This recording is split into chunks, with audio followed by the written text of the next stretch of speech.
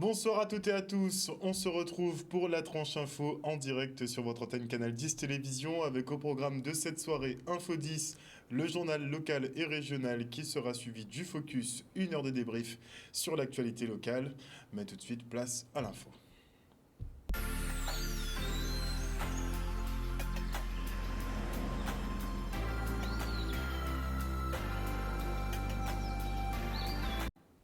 Nous sommes le mardi 18 janvier 2022 et voici les titres de ce journal. Nous reviendrons sur cette grosse coupure d'électricité sur l'archipel suite à une baisse de production d'EDF Archipel Guadeloupe.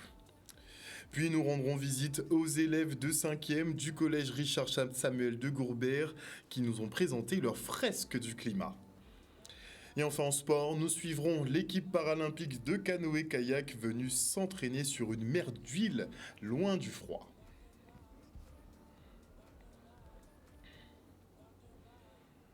Et on va parler santé avant de développer ces quelques titres, puisqu'afin de faire face aux suspensions de personnel et à la nouvelle vague de cas Covid en Guadeloupe, eh bien le CHU de Pointe-à-Pitre est à la recherche de médecins ou internes spécialisés dans les anesthésies ou la réanimation.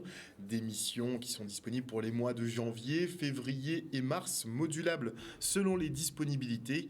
Pour les internes sans licence de remplacement, il vous faut simplement l'accord du chef de service de votre stage en cours. Et pour les médecins et internes avec licence de remplacement, eh bien, le billet d'avion, le logement et la voiture de location seront pris en charge. C'est tout bénef pour vous. Dans tous les cas, il vous suffit d'envoyer des mails aux adresses que vous avez pu voir.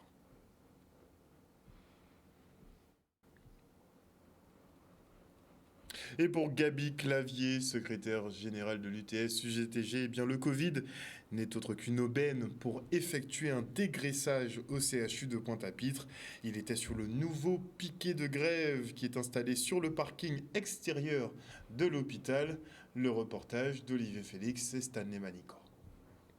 Nous savons que l'objectif final, là, l'objectif final là, bien évidemment, c'est de faire en sorte que ni le moins de personnel possible, puisque vous avez toujours dit ça, ni 14 millions de recettes par mois et 17 millions de charges personnelles.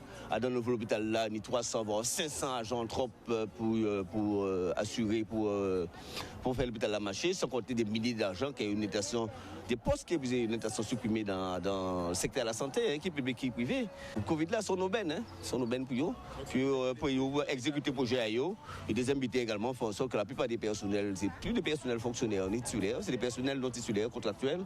Donc, quand on fait venir des gens sortis de France pour assurer remplacement à les personnels suspendus, là aussi, il faut être capable de faire, premièrement. Mais deuxièmement, nous savons que l'idée, encore une fois, c'est de faire en sorte qu'il y ait de plus en plus d'emplois précaires, c'est-à-dire que c'est des gens qui servent avec Corbéaba. Mais si je l'ai besoin pour soi-disant remplacer les suspendus et faire en sorte que le service public consigné, mais ce n'est pas dans la logique, il n'y a pas de logique, pas ni intelligence, pas ni logique, pas ni ça n'a pas de sens. Objectif, encore une fois, pas de respecter le monde, pas de respecter les droits des malades, ni respecter le libre accès aux soins, ni respecter le corps monde. L'idée, encore une fois, c'est d'exécuter une politique publique qui a consisté à réduire les dépenses de santé.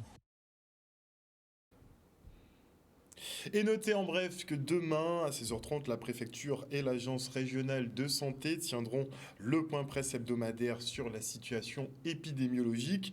Et pour rappel, pour la période du 10 au 14 janvier, donc de lundi à vendredi dernier, eh bien, les autorités dénombrent 11 298 nouveaux cas, avec un taux d'incidence qui crève les plafonds à 4 253 pour 100 000 habitants.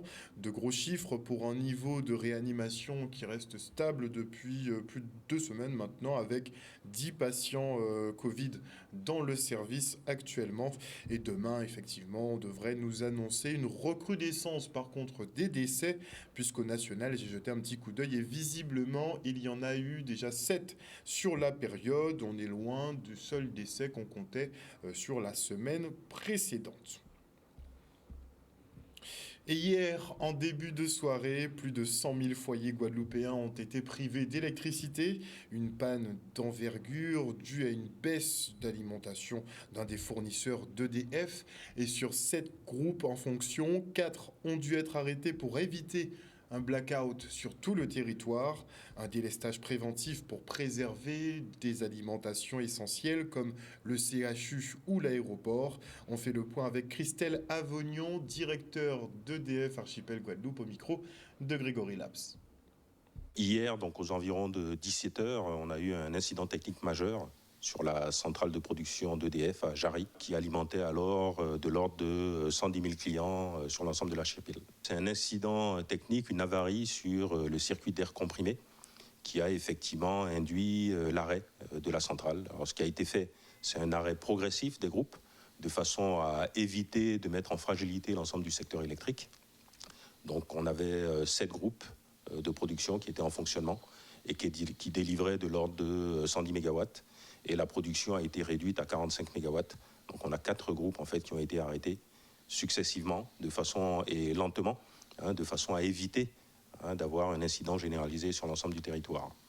Donc pendant cette période d'arrêt, on a dû effectivement délester un certain nombre de clients, donc à peu près 100 000 clients sur l'ensemble du territoire. Ça s'est fait en l'espace d'1 heure.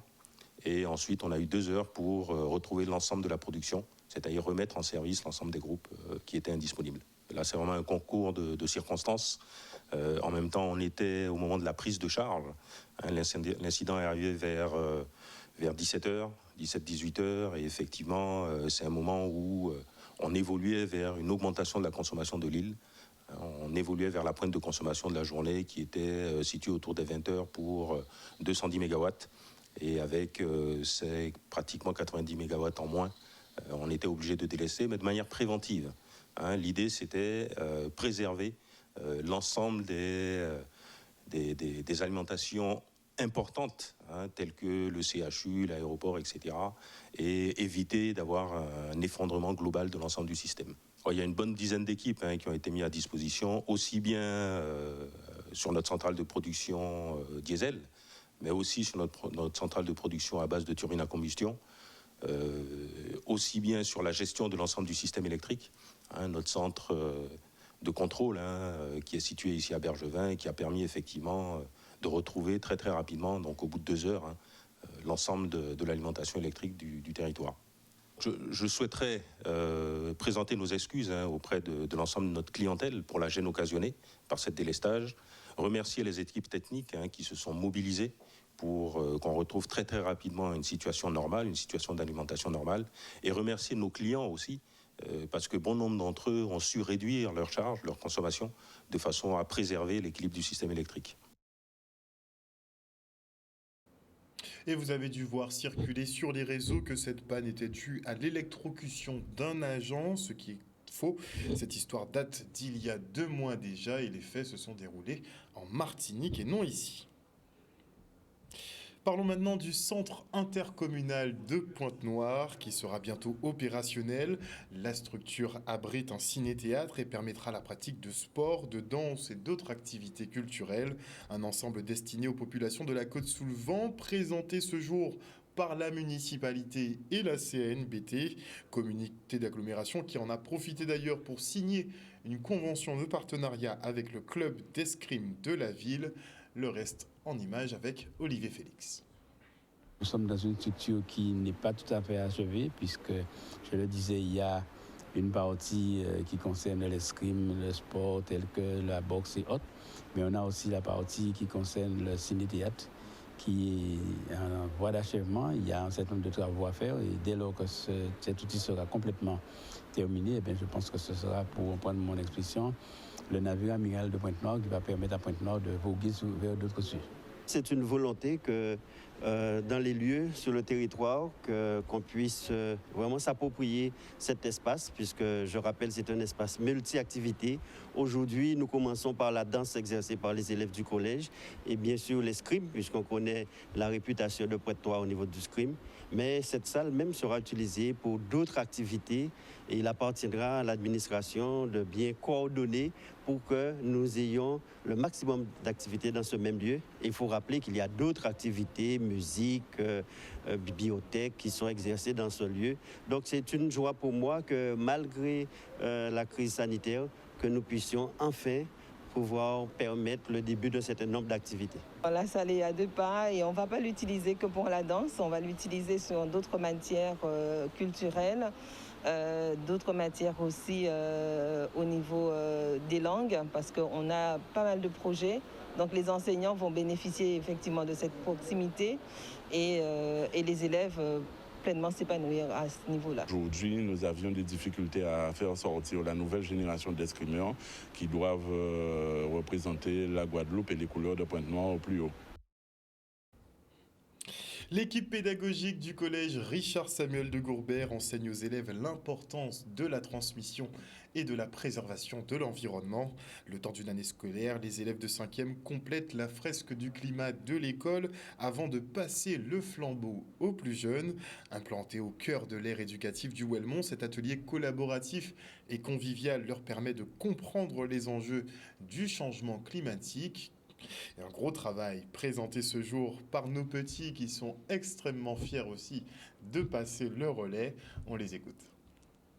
Aujourd'hui, nous avons fait une exposition dans le but de faire une transmission, que les élèves qui sont maintenant en 5e puissent faire la passation de flambeau à leurs camarades de 6e.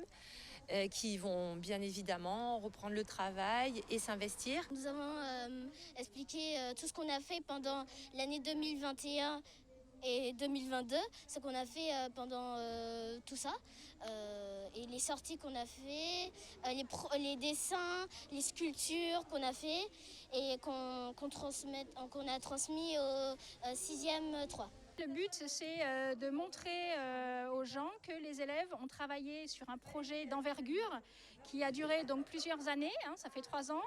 Donc ce sont des classes successives qui travaillent sur le même site naturel qui a été choisi par les élèves donc la première année.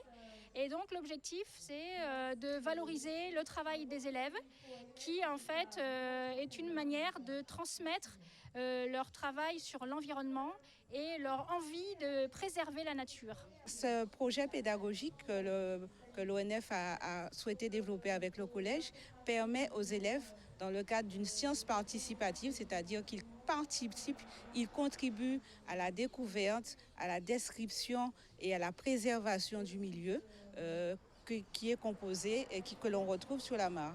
Le principe est de découvrir un lieu, de l'appréhender, de l'apprécier, de faire des expérimentations, d'être complètement acteur de leur apprentissage. Donc en allant sur le lieu, ils découvrent des choses, ils se posent des questions et nous les aidons à trouver les réponses. C'est aussi une manière de sensibiliser les jeunes puisque c'est notre avenir, donc qu'ils prennent en compte leur environnement comme une priorité pour leur devenir. Ça a été très important, comme ça ils pourront faire la suite de tout ce qu'on a fait. Continuer notre travail qui a déjà été transmis par d'autres élèves pour nous.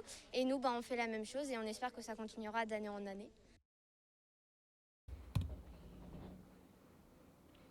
Et grâce au label Terre de Champions, la Guadeloupe accueille des équipes de France pour leur entraînement pendant la période hivernale.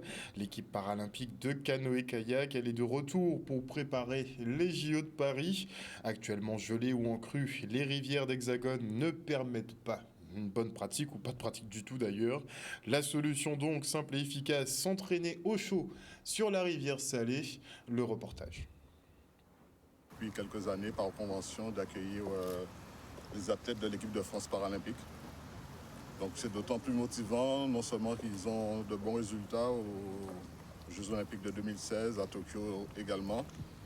Et nous sommes maintenant labellisés Terre de Jeux, donc plus que jamais, nous sommes en phase d'accueillir dans la perspective de Paris 2024, c'est champion pour se préparer pendant cette période hivernale chez eux, dans de bonnes conditions, ici, à la base de canoë-kayak de Pointe-à-Pic. Il s'agit donc du collectif France Paracanoë, donc qui est composé donc de 5 athlètes présents sur ce stage. Parmi ces 5, donc, on a les 2 médaillés des Jeux paralympiques de Tokyo, Nélia Barbosa, médaille d'argent, Rémi Boulet, médaille de bronze.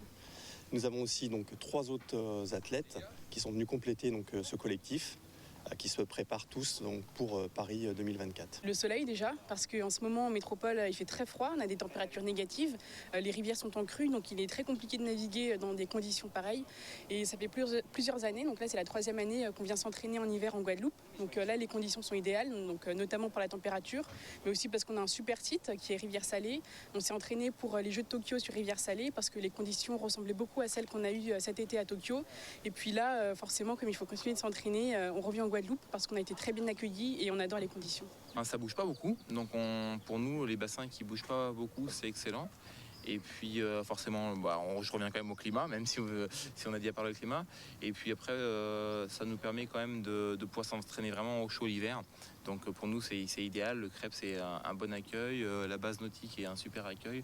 Donc honnêtement tout est au rendez-vous pour vraiment progresser et s'entraîner fort. Et on le voit parce que maintenant il y a l'équipe de France aussi de canoë-kayak valide qui viennent maintenant s'entraîner en Guadeloupe. Ils nous ont suivis. Donc voilà, on a ouvert la voie et maintenant on a ouvert la voie aussi aux valides, donc c'est cool. À grande échelle, c'est les Jeux de Paris bien sûr, mais plus proche, ce sont les courses internationales. Donc on a des championnats du monde, des championnats d'Europe, des coupes du monde sur lesquels il faut performer également. Donc là, pour cette année, ça va être les championnats du monde. Un reportage signé Vianney Valverde. Et on va faire une petite parenthèse rapidement, puisque Christiane Taubira, vous le savez, est finalement candidate à l'élection présidentielle qui va se dérouler en avril prochain. Et elle s'est exprimée ce matin sur RTL sur le pass vaccinal. Ça fait pas mal de remous. On l'écoute. Le pass vaccinal ne me pose pas de problème. Ce qui me pose problème, c'est le fait de confier à des citoyens, donc les restaurateurs, les commerçants, etc., le contrôle d'identité de leurs concitoyens. Ça me pose un vrai problème. J'étais garde des Sceaux, la question des libertés individuelles et la question de la responsabilité. C'est une responsabilité de contrôler l'identité d'un concitoyen, d'une concitoyenne. Donc ça me pose problème. Mais le pass sanitaire ne m'en pose pas. Ce qui me pose problème aussi, ce sont ce que dit l'INSERM, les 40% de personnes non vaccinées qui n'ont pas accès au vaccin. Et la pandémie nous a montré qu'il n'y a pas de politique de santé publique ici. Et face à cette pandémie, le président de la République actuelle a décidé, parce qu'il veut tout martialiser, il a décidé de mettre en place un conseil de défense. Un conseil scientifique et de santé publique aurait été, je crois, incontestablement plus pertinent. Et après, on a aussi une autre polémique justement sur les chiffres de la vaccination ici en Guadeloupe, puisque vous avez vu qu'il y a un document qui circule encore une fois sur les réseaux, qui a été pas mal relayé, sur les chiffres de la DREES, n'est-ce pas? Et la DREES qui effectivement parlerait plus de 37,4% de primo injectés ici en Guadeloupe, et sur les schémas vaccinaux complets, c'est-à-dire les 3 doses, puisque maintenant un schéma vaccinal complet, c'est 3 doses, ou bien c'est une infection plus 2 doses, ou bien quand vous êtes jeune, c'est une infection plus une dose. Enfin, ça bouge assez souvent, et donc les schémas vaccinaux qui seront réellement complétés représenteraient a priori 12% ici en Guadeloupe. Ne vous inquiétez pas, on demandera bien évidemment à la direction de l'Agence régionale de santé à la conférence de presse demain. D'ailleurs, si vous avez d'autres questions, n'hésitez pas à les laisser sur le live. Et voilà, chers téléspectateurs, nous sommes arrivés donc au terme de cette édition. Merci pour votre fidélité à ce programme. N'oubliez pas que sur Canal 10 Télévision, vous faites l'information que nous diffusons. Le journal local revient demain à 18h30. Passez une bonne soirée sur notre antenne. Bisous, bisous tout le monde.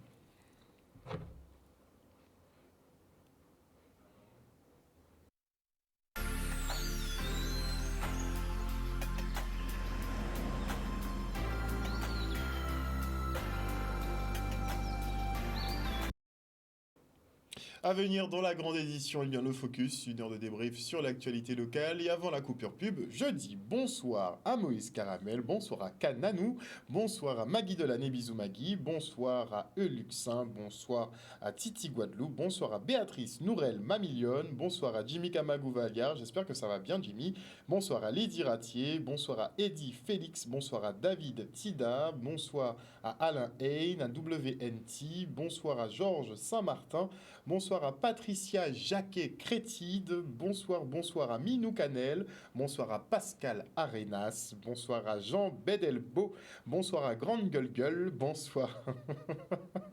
bonsoir à Françoise Dio, bonsoir à qui d'autre, à Nathalie Hiller, bonsoir également à Chantal Miati, bonsoir aussi à JC Albina, à Garou le Chiffre, bonsoir à Calor de Sia, bonsoir à Titi Sogne, à Jérôme Didier Rodin, bonsoir à Marceline Marjanla, bonsoir à Christian Racon, enfin bonsoir à tous les internautes qui nous suivent effectivement sur le Facebook et sur les réseaux de Canal 10, mais aussi à vous qui nous suivez sur l'antenne, tant qu'il y a de l'électricité, n'est-ce pas? Sinon, c'est pas trop possible.